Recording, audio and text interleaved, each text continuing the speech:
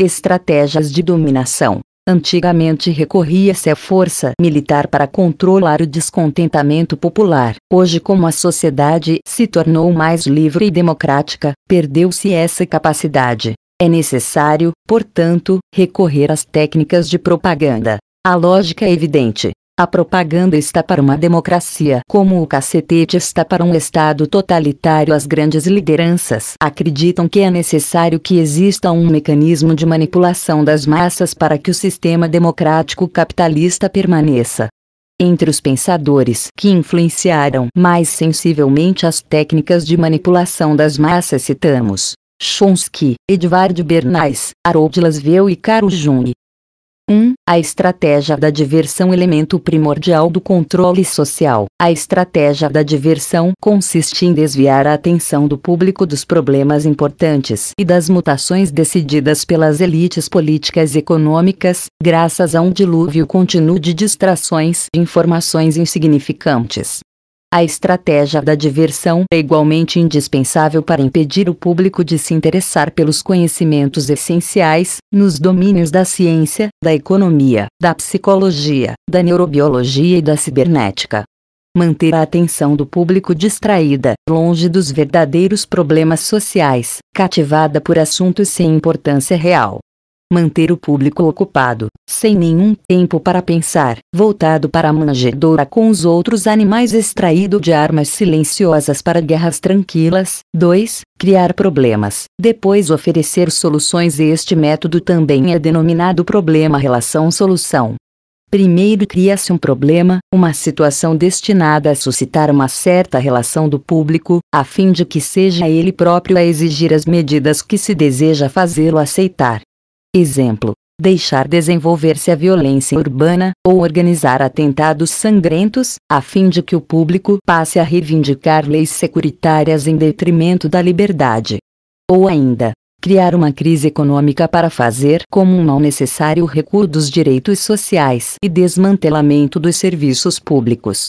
3. A estratégia do esbatimento. Diminuição progressiva de intensidade para fazer aceitar uma medida inaceitável, basta aplicá-la progressivamente, de forma gradual, ao longo de 10 anos.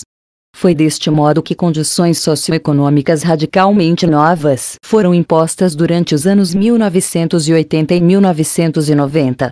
Desemprego maciço, precariedade, flexibilidade, deslocalizações, salários que já não asseguram um rendimento decente, tantas mudanças que teriam provocado uma revolução se houvessem sido aplicadas brutalmente.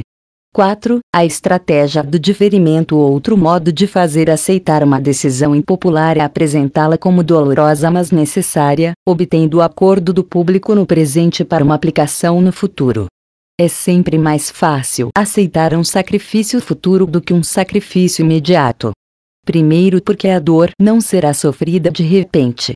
A seguir, porque o público tem sempre a tendência de esperar ingenuamente que tudo irá melhor amanhã e que o sacrifício exigido poderá ser evitado. Finalmente, porque isto dá tempo ao público para se habituar à ideia da mudança e aceitá-la com resignação quando chegar o momento. Exemplo recente: a passagem ao euro e a perda da soberania monetária e econômica foram aceites pelos países europeus em 1994-95 para uma aplicação em 2001. Outro exemplo: os acordos multilaterais do FTA, Free Trade Agreement of the Americas, que os Estados Unidos impuseram em 2001 aos países do continente americano ainda reticentes, concedendo uma aplicação diferida para 2005.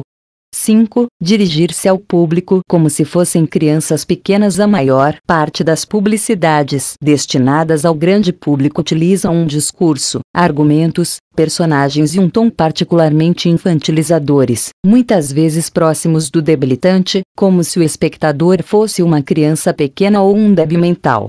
Exemplo típico: a campanha da TV francesa pela passagem ao euro, os dias euro. Quanto mais se procura enganar o espectador, mais se adota um tom infantilizante. Por quê? se dirige a uma pessoa como ela tivesse 12 anos de idade, então, devido à sugestibilidade, ela terá, com uma certa probabilidade, uma resposta ou uma relação tão destituída de sentido crítico como aquela de uma pessoa de 12 anos. Cf. Armas silenciosas para guerra tranquilas. 6. Apelar antes ao emocional do que a reflexão. Apelar ao emocional é uma técnica clássica para curto-circuitar a análise racional e, portanto, o sentido crítico dos indivíduos. Além disso, a utilização do registro emocional permite abrir a porta de acesso ao inconsciente para ali implantar ideias, desejos, medos, pulsões ou comportamentos. 7. Manter o público na ignorância e no disparate. Atuar de modo a que o público seja incapaz de compreender as tecnologias e os métodos utilizados para o seu controle e a sua escravidão. Estimular desejos absurdos por coisas inacessíveis, como sutiãs cravejados de diamantes e hotéis de 7 estrelas com quartos banhados a ouro. A qualidade da educação dada às classes inferiores deve ser da espécie mais pobre, de tal modo que o fosso da ignorância que isola as classes inferiores das classes superiores seja e permaneça incompreensível pelas classes inferiores. Cf. Armas silenciosas para guerra tranquilas. 8. Encorajar o público a comprazer-se na mediocridade. Encorajar o público a considerar de acordo o fato de ser idiota, vulgar e inculto. 9. Substituir a revolta pela culpabilidade. Fazer crer ao indivíduo que ele é o único responsável pela sua infelicidade, devido à insuficiência da sua inteligência, das suas capacidades ou dos seus esforços. Assim, ao invés de se revoltar contra o sistema econômico, o indivíduo se autodesvaloriza e autoculpabiliza, o que engendra um estado depressivo que tem como um dos efeitos a inibição da ação. E sem ação, não há revolução. 10. Conhecer os indivíduos melhor do que eles se conhecem a si próprios. No decurso dos últimos 50 anos, os progressos fulgurantes da ciência cavaram um fosso crescente entre os conhecimentos do público e aqueles possuídos e utilizados pelas elites dirigentes. Graças à biologia, à neurobiologia e à psicologia aplicada, o sistema chegou a um conhecimento avançado do ser humano, tanto física como psicologicamente. O sistema chegou a conhecer melhor o indivíduo médio do que este se conhece a si próprio. Isto significa que na maioria dos casos o sistema detém um maior controle e um maior poder sobre os indivíduos do que os próprios indivíduos. Cremos que cada vez mais a humanidade vai ser manipulada, isso é óbvio, e percebemos claramente a riqueza se acumulando cada vez mais nas mãos de algumas poucas pessoas. As técnicas são cada vez mais amplas, e cada vez mais a sociedade se divide em grandes grupos homogêneos. O que faz com que os que divergem sejam discriminados.